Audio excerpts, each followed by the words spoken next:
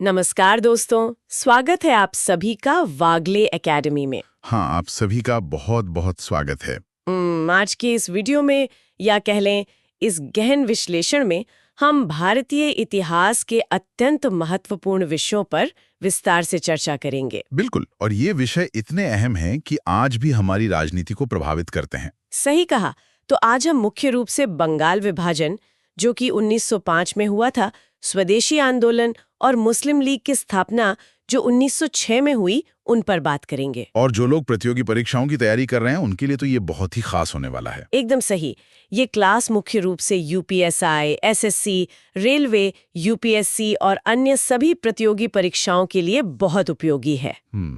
क्योंकि आज हम सीधे वागले एकेडमी के उन बेहतरीन क्लास नोट्स का संदर्भ ले रहे हैं जिन्हें इन परीक्षाओं के लिए डिजाइन किया गया है। हाँ, तो दोस्तों, वीडियो में आगे बढ़ने से पहले लाइक, शेयर और कमेंट करना ना भूलें। धन्यवाद। चले फिर बिना किसी देरी के इस ऐतिहासिक सफर को शुरू करते हैं। शुरू करने से पहले एक छोटी सी बात स्पष्ट कर दूं। इतिहास के इस कालखंड में, मतलब 1905 और उसके बाद के समय में, कुछ बेहद संवेदनशील विषय आते हैं। हाँ, जैसे धार्मिक आधार पर विभाजन और अलग निर्वाचक मंडल वाली बातें। बिल्कुल। तो हम अपने सुनने वालों को बता दें कि इस चर्चा में हम पूरी तरह से निष्पक्ष और तटस्थ रहेंगे। हमारा उद्देश्य किसी भी विचारधारा का समर्थन करना नहीं है। हम केवल वागले एकेडमी के नोट्स में दिए गए ऐतिहासिक तथ्यों का ईमानदारी से विश्लेषण कर रहे हैं। एकदम।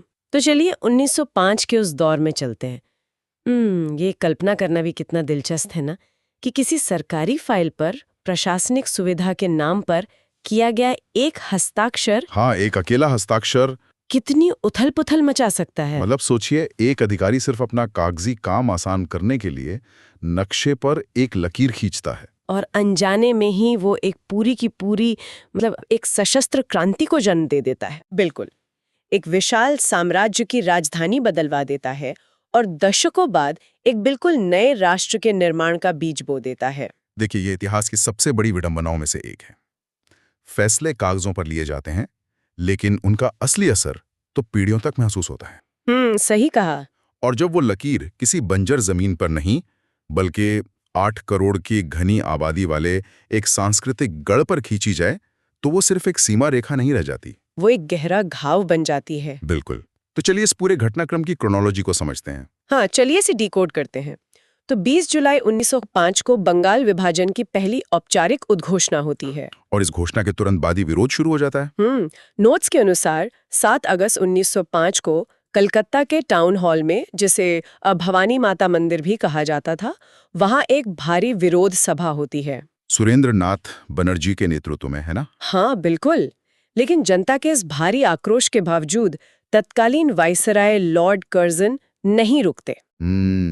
वो 16 अक्टूबर 1905 को इस विभाजन को सख्ती से लागू कर देते हैं। अब यहाँ एक बात समझना जरूरी है कि उस समय का बंगाल क्या था। मतलब वो आज का सिर्फ पश्चिम बंगाल नहीं था। अरे नहीं, बिल्कुल नहीं। उस विशाल प्रांत में आज का असम, उड़ीसा, झारखंड, बिहार और पश्चिम बंगाल, ये सब शामिल थे। तो लॉर्ड कर्जन का जो तर्क था वो बहुत सीधा सा था।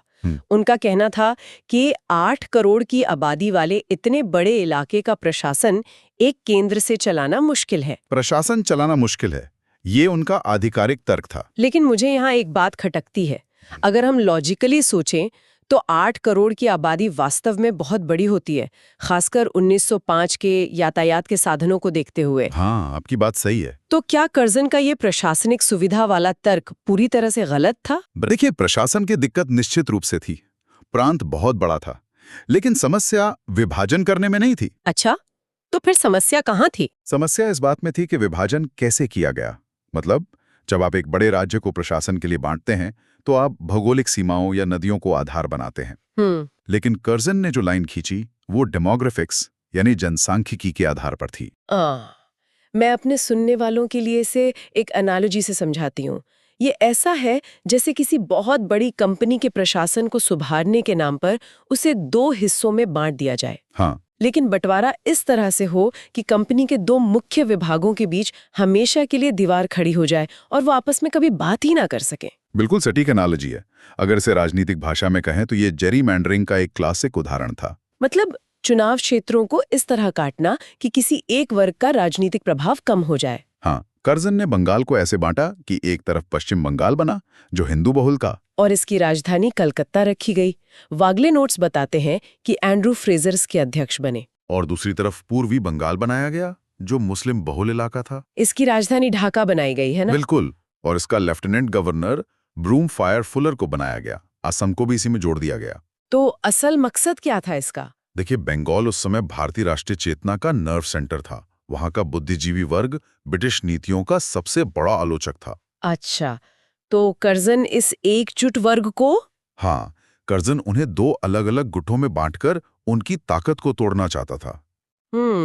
मतलब जो चीज फाइलों में प्रशासनिक सुधार दिख रही थी, वो असल में जमीन पर फूट डालो और राज करो का एक ब्लूप्रिंट था। बिल्कुल। लेकिन अगर कर्जन को लगा था कि बंगाली जनता इस विभाजन को चुपचाप मान लेगी, तो वो बहुत गलत थे। और यहीं से जन्म होता है स्वदेशी आंदोलन का। जब लोगों को समझ आ गया कि ये उनकी संस्कृति पर हमला है, तो उन्होंने ब्रिटिश सत्ता को आर्थिक चोट पहुंचाने की ठानी। हाँ, और स्वदेशी आंदोलन का मुख्य हथियार बना विदेशी कपड़ों और सामानों का बहिष्कार। मतलब मैनचेस्टर के मिलों में बने कपड़ों की मांग भारत में एकदम से गिर गई। लेकिन जो सबसे दिलचस्प बात हमारे वागले एकेडमी के नोट्स बताते हैं, वो ये है कि यह आंदोलन सिर्फ बंगाल तक सीमित नहीं रहा। हाँ, नोट्स में स्पष्ट है कि दिल्ली में सैयद हैदर रजा ने इसका नेतृत्व किया। और पंजाब में अजीत सिंह और लाला लाजपत राय ने कमान संभाली। उन्होंने मुहिब्बाने वतन नाम की संस्था बनाई और भारत माता पत्रिका निकाली। महाराष्ट्र में बाल गंगाधर तिलक थे और दक्षिण में मद्रास तक चिदम्बरम पिल्लई और सुब्रमण्यम शिवा जैसे नेता सक्रिय हो गए। आंध्र प्रदेश में हरि सर्वोत्तम राव ने मोर्चा संभाला। लेकिन मुझे यहाँ एक बात हैरान करती है। 1905 में ना तो सोशल मीडिया था, ना कोई टीवी, तो ये स्थानीय मुद्दा इतनी तेजी से पूरे भारत में कैसे फैल गया? ये बहुत अच्छा सवाल है। इसका जवाब है पारंपरिक और सांस्कृतिक नेटवर्क। अच्छा, हाँ, नेताओं ने ब्रिटिश सेंसरशिप से बचने के लिए त्योहारों का इस्तेमाल किया। जैसे तिलक जी ने महाराष्ट्र में गणपति और शिवाजी उत्सव को राजनीतिक जागृति का मंच बना दिया। अरे वाह, ये तो बहुत ही शानदार रणनीति थी। और इसका सबसे गहरा सांस्कृतिक प्रभाव तो बंगाल में ही देखने को मिला। बिल्कुल। 16 अक्टूबर 1905 को, हाँ, जिस दिन विभाजन लागू हुआ, रविंद्रनाथ टैगोर ने उस दिन को राखी दिवस और शोक दिवस के रूप में मनाया। इस राखी दिवस के पीछे का जो मनोविज्ञान है, उसे समझना बहुत जरूरी है। क्योंकि राखी तो भाई बहन का त्योहार है। लेकिन उस दिन बंगाल के लोगों ने, चाहे वे हिंदू हों या मुस्लिम, सड़कों पर उतरकर एक दूसरे की कलाइयों पर राखियां बांधी। मतलब ये ब्रिटिश प्रशासन को एक सीधा मनोवैज्ञानिक संदेश था कि तुम कागज पर लकीर खींच सकते हो, लेकिन हमारे दिलों को नहीं बांट सकते। एकदम सही। और इसी समय वो प्रसिद्ध गीत आमार सोनार बांग्ला गाया गया, जो कि आज बांग्लादेश का राष्ट्रगान है। बिल्कुल। लेकिन देखिए, ये आंदोलन सिर्फ कपड़ों की होली जलाने तक नहीं रुका। इसमें संस्थाओं का भी निर्माण हुआ। हाँ, वागले नोट्स में लिखा है कि अनीन्द्रनाथ टैगोर ने ओरिएंटल कॉलेज ऑफ आर्ट की स्थापना की। और अरविंद घोष ने नेशनल डिफेंस कॉलेज यानी एनडीसी की शुरुआत की। इसके पीछे का लॉजिक बहुत साफ था। अगर आप छात्रों से कह रहे हैं कि वो ब्रिटिश स्कूलों का बहिष्कार करें, तो उन्हें कोई विकल्प तो देना ही होगा, वरना तो एक पूरी पीढ़ी अनपढ़ रह जाती। स्वदेशी शिक्षा और स्वदेशी कला, ये सब अपनी खुद की पहचान गढ़ने का एक तरीका था। लेकिन हर आंदोलन में एक टर्निंग पॉइंट आता है। जब ब्रिटिश सरकार ने इन शांतिपूर्ण विरोधों, राखियों और गीतों का जवाब पुलिस की लाठियों से दिया, तो शांतिपूर्ण रास्ते बंद हो गए। और यहीं से भारतीय स्वतंत्रता संग्राम में एक नया और उग्र चरण शुरू हुआ, सशस्त्र क्रांति का चरण। युवाओं का गुस्सा उबल पड़ा। उन्हें लगा कि ब्रिटिश सरकार केवल ताकत की भाषा ही समझती है। और इस आक्रोश का सबसे बड़ा चेहरा बने खुदीराम बोस और प्रफुल्ल चंद्र चाकी। हाँ, नोट्स में साफ बताया गया है कि इन दोनों युवाओं ने किंग्सफोर्ड की गाड़ी पर बम फेंका था। किंग्सफोर्ड उस समय का एक बेहद क्रूर जज था। और इसके बाद 1908 में खुदीराम बोस को फांसी दे दी गई। वे फांसी के फंदे को चूमने वाले सबसे कम उम्र के प्रथम युवा क्रांतिकारी बने। उनकी शहादत ने देश भर के युवाओं को झकझोर दिया। लेकिन इस घटना का असर सिर्फ भारत तक नहीं रहा। यही तो सबसे हैरान करने वाली बात है। बंगाल के एक फैसले ने पूरे आंदोलन का अंतर्राष्ट्रीयकरण कर दिया। लंदन में भारत स्वशासन समिति की स्थापना हुई, जिसे बाद में इंडिया हाउस कहा गया। और इसके सदस्य थे मदन लाल ढींगरा, लाला हरदयाल और वीडी सावरकर। लेकिन मैं सोच रही थी, लंदन ही क्यों? मतलब ब्रिटिश साम्राज्य की राजधानी में बैठकर क्रांति की योजना बनाना तो शेर की मांद में घुसने जैसा था। देखिए, इंडिया हाउस शुरुआत में वहां पढ़ने गए भारतीय छात्रों के लिए एक हॉस्टल था, लेकिन धीरे धीरे वो विचारों का केंद्र बन गया। अच्छा। वहीं मदनलाल ढींगरा ने कर्जन वायली की हत्या कर दी और लाला हरदयाल तो वहां से अमेरिका के सैन फ्रांसिस्को चले गए, जहां उन्होंने गदर पार्टी की स्थापना की। बिल्कुल। तो आप देख सकती हैं कि कैसे एक छोटी सी घटना ने लंदन से लेकर सैन फ्रांसिस्को तक एक वैश्विक नेटवर्क खड़ा कर दिया। इसे ही तो बटरफ्लाई इफेक्ट कहते हैं। लेकिन जब युवा क्रांति कर रहे थे तो ब्रिटिश सरकार भी हाथ पर हाथ धरे नहीं बैठी थी। हाँ, बिल्कुल नहीं। वो अपनी फूट डाल और राज करो नीति के अगले चरण पर काम कर रही थी। और यही एंट्री होती है मुस्लिम लीग की 1906 में। हाँ, बंगाल विभाजन के ठीक एक साल बाद सलीमुल्लाह खान ने इसकी स्थापना की। नोट्स बताते हैं कि इसके पहले अध्यक्ष वकारुल मुल्क मुस्तक हुसैन थे और स्थायी अध्यक्ष आगा खां बने। यहाँ हमें क्रोनोलॉजी पर बहुत बारीकी से ध्यान देना होगा। 1905 में बंगाल विभाजन, 1906 में मुस्लिम लीग। और इसके बाद आगा खां और लॉर्ड मिंटो के बीच एक समझौता होता है, जिसका परिणाम था 1909 का मॉर्ले मिंटो सुधार। और इस सुधार में एक ऐसा प्रावधान था जिसने भारतीय राजनीति की दिशा ही बदल दी। अलग निर्वाचक मंडल, यानी सेपरेट इलेक्टोरेट्स। इस अलग निर्वाचक मंडल को समझना बहुत जरूरी है। ये आज के आरक्षण या रिजर्वेशन जैसा नहीं था। तो फिर इसमें और आज के रिजर्वेशन में क्या फर्क था? देखिए, आज अगर कोई सीट आरक्षित है तो उम्मीदवार उस खास वर्ग का होता है, लेकिन वोट सभी लोग देते हैं। हाँ, है ना। लेकिन अलग निर्वाचक मंडल का मतलब था कि कुछ सीटों पर केवल मुस्लिम उम्मीदवार ही खड़े होंगे और उन्हें वोट भी केवल मुस्लिम मतदाता ही दे सकते हैं। अरे बाप रे! इसका मतलब तो ये हुआ कि एक मुस्लिम राजनेता को चुनाव जीतने के लिए कभी किसी हिंदू मतदाता के पास जाने की जरूरत ही नहीं है। एकदम सही। उसे सिर्फ अपने समुदाय के वोट चाहिए थे। कौलिक लकीर जमीन पर खींची थी। 1909 में उसे संस्थागत रूप से पक्का कर दिया। हाँ, उन्होंने कानूनी रूप से यह तय कर दिया कि अलग अलग धर्मों के राजनीतिक हित कभी एक नहीं हो सकते। ये तो बहुत ही खतरनाक नीति थी। और इसका प्रभाव इतना गहरा था कि इसने आने वाले दशकों की पूरी राजनीतिक धुरी को हमेशा के लिए घुमा दिया। तो अब यहाँ एक बड़ा सवाल आता है, इतना सब कुछ हो गया, विरोध, क्रांति, मुस्लिम लीग, तो क्या अंग्रेजों ने कभी बंगाल विभाजन रद्द किया? हाँ, इसका जवाब 1911 के तीसरे दिल्ली दरबार में मिलता है। हाँ, नोट्स में लिखा है कि इस दरबार में ब्रिटिश सम्राट जॉर्ज पंचम, क्वीन मैरी, भारत सचिव मॉर्ले और वाइसराय लॉर्ड हार्डिंग द्वितीय मौजूद थे। बिल्कुल। भारत में लगातार हो रहे उग्र विरोध के कारण ब्रिटिश साम्राज्य को झुकना पड़ा और उन्होंने बंगाल विभाजन को रद्द कर दिया। मतलब एक तरह से उन्होंने Ctrl+Z दबा दिया। हाँ, उन्होंने सोचा कि विभाजन रद्द करने से सब पहले जैसा हो जाएगा, लेकिन ऐसा होता नहीं है। इसके साथ ही उन्होंने एक और बड़ा बदलाव किया।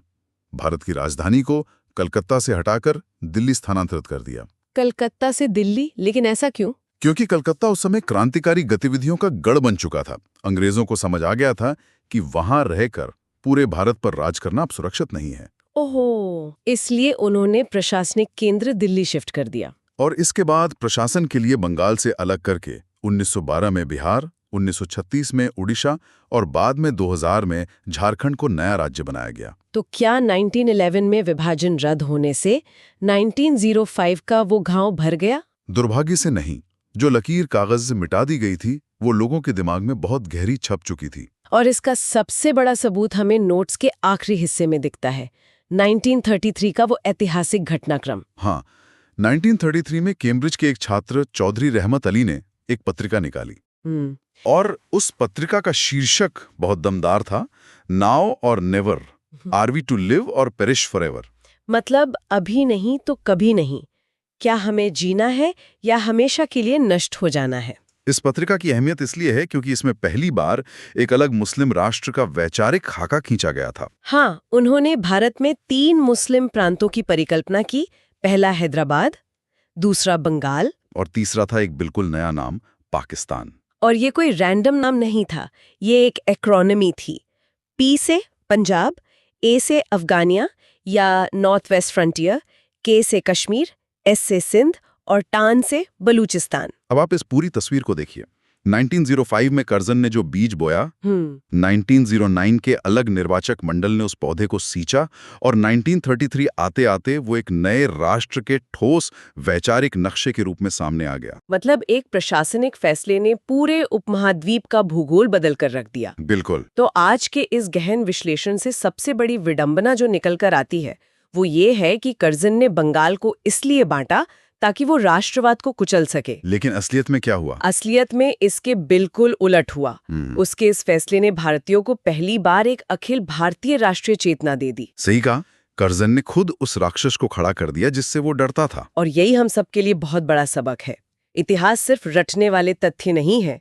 जो फैसले आज प्रशासनिक सुविधा के नाम पर लिए जाते हैं वो 100 साल बाद भी समाज को आकार दे रहे होते हैं। एकदम।